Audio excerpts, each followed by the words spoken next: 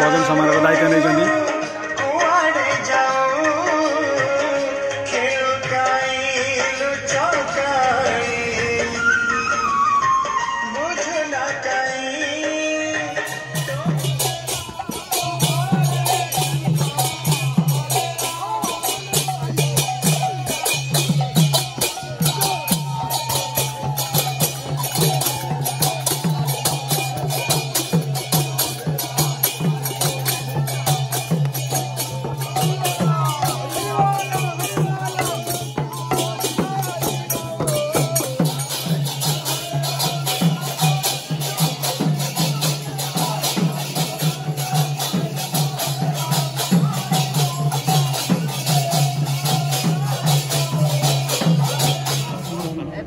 एवं आर्धरे बसी मोर मुरबी माने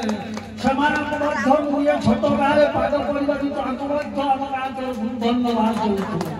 52 वर्ष मोर माँ माने हार्दिक अभिनंदन हरिबल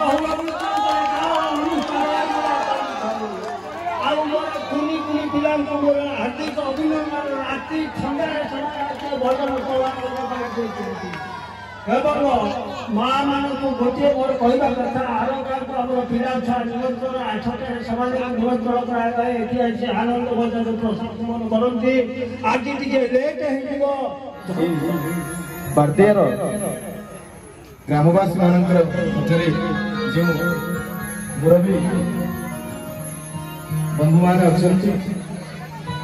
नारायण प्रसाद गोई रंजन प्रधान एवं विनय भूया नारायण प्रसाद भूया विनय भूया तत्सहित रंजन प्रधान प्रमुख मुरबी जन अच्छा जहाँ तथा